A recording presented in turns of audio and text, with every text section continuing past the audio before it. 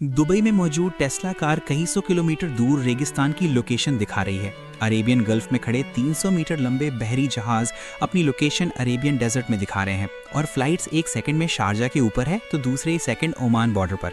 ये कोई software glitch नहीं बल्कि ये कहानी है मिडिल ईस्ट की जंग में इस्तेमाल होने वाले एक ऐसे अनदेखे हथियार की जिसके नताइज हमारी सोच से भी ज़्यादा भयानक हो सकते हैं। मस्ट टेल स्टोरीज की वीडियोज़ में एक बार फिर से स्वागत है। मिडिल ईस्ट के जियोपॉलिटिकल मंजरनामे में इसराइल और ईरान के दरमियान चल रही जंग अब सिर्फ मिसाइल्स, ड्रोन्स या ट्रेडिशनल हथियारों तक महदूद नहीं रही, बल्कि अब आया है मैदान जंग में एक ऐसा अनदेखा हथियार जिसने सिर्फ मिलिट्री ही नहीं बल्कि आम आवाम को भी मुसीबत में डाल रखा है। इसे जीपीएस स्पूफिंग या जीपीएस जैमिंग भी कहा जाता है।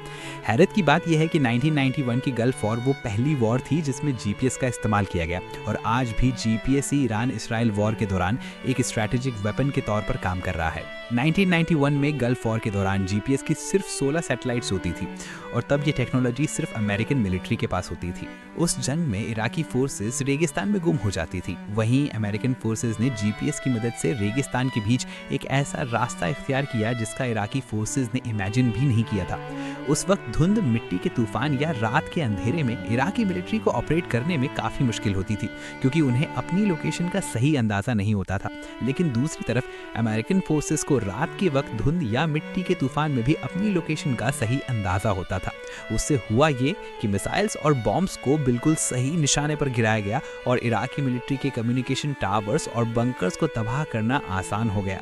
35 साल पहले जो जीपीएस जंग के वेपन के तौर पर काम आया था, 2026 में वही टेक्नोलॉजी दोबारा एक नया वेपन बन चुकी है, लेकिन इस बार सिर्फ जीपीएस नहीं बल्कि एंटी जीपीएस के तौर पर।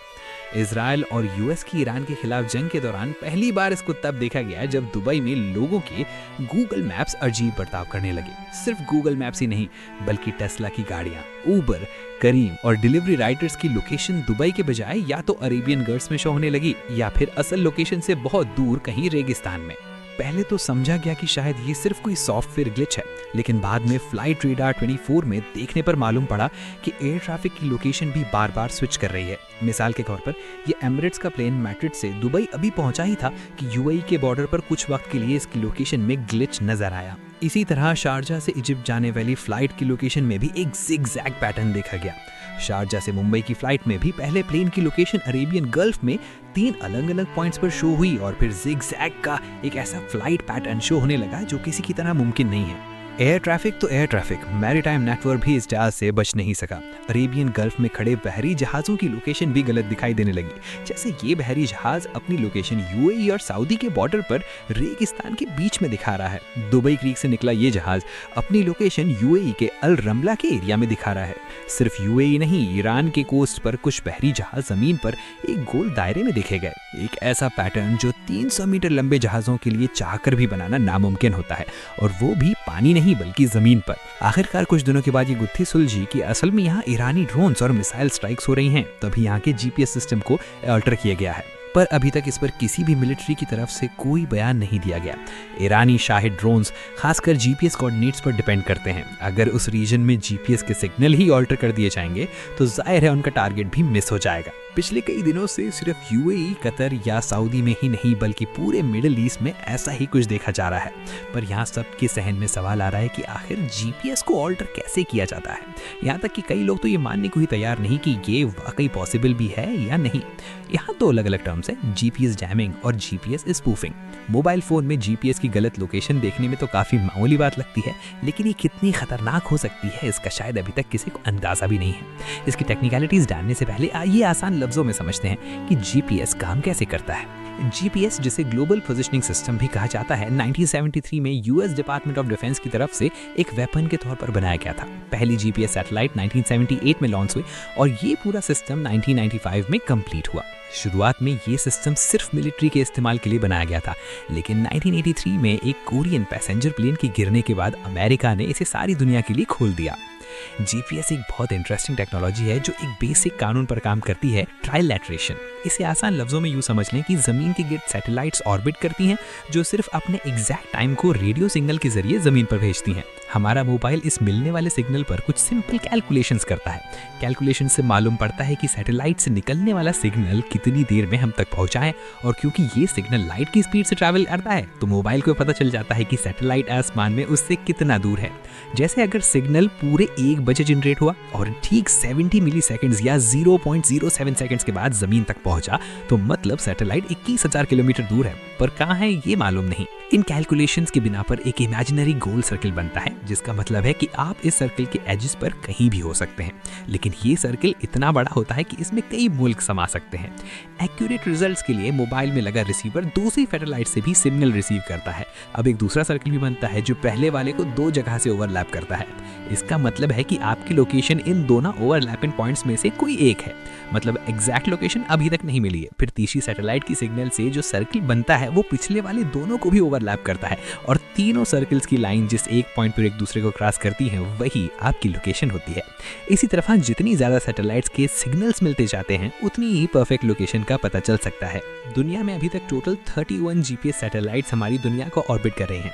ये सैटेलाइट्स एक खास रेडियो फ्रीक्वेंसी पर सिग्नल भेजती हैं। जैसे सिविलियंस के इस्तेमाल के लिए ये सिग्नल 1575 मेगाहर्ट्ज पर आता है, मिलिट्री के लिए 1227 मेगाहर्ट्ज और एडवांस यूज के लिए 1175 मेगाहर्ट्ज। और क्योंकि ये सिग्नल 20,000 किलोमीटर दूर सैटेलाइट से आते हैं तो ये काफी कमजोर भी हो चुके होते हैं। अब अगर हम जमीन पर एक ऐसा ट्रांसमीटर लगाएं जो इन्हीं सेम फ्रीक्वेंसीज पर बहुत पावरफुल सिग्नल भेजे, तो रिसीवर यानी मोबाइल डिवाइस को पता ही नहीं चलेगा कि जीपीएस का असल सिग्नल कौन सा है।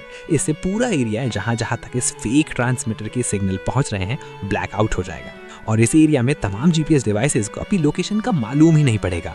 इसे कहते हैं जीपीएस जैमिंग।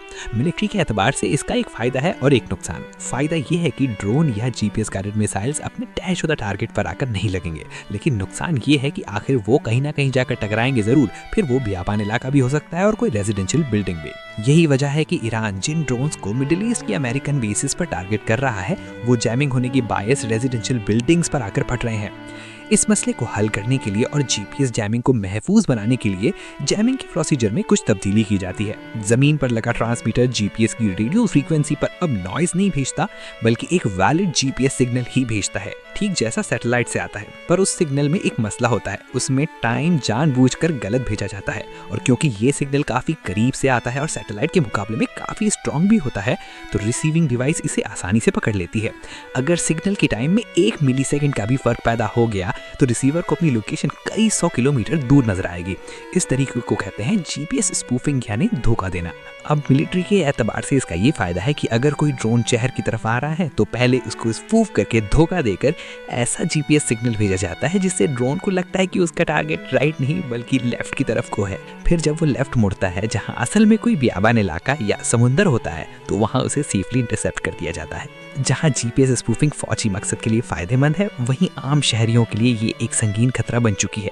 ऊबर, करीम या डिलीवरी एप्स का ना चलना तो एक मामूली बात है, एयरलाइंस के लिए जीपीएस स्पूफिंग इतनी खतरनाक है कि पायलट को लगता है सिस्टम सही काम कर रहा है, जबकि जहाज असल में रास्ता भटक चुका होता है। जहाज का ground proximity warning system GPS पर ही डिपेंड करता है। अगर स्पूफिंग की वजह से सिस्टम को लगे कि जहाज कहीं और है जबकि नीचे या सामने कोई पहाड़ हो तो पायलट को कोई वार्निंग नहीं मिलेगी। इसी तरह स्पूफिंग की वजह से जहाज नो फ्लाई जोन में भी जा सकता है। टेक ऑफ और लैंडिंग के वक्त जहाज अचानक टर्न कर सकता है, जिससे खतरनाक हादसा भी पेश आ सकता है।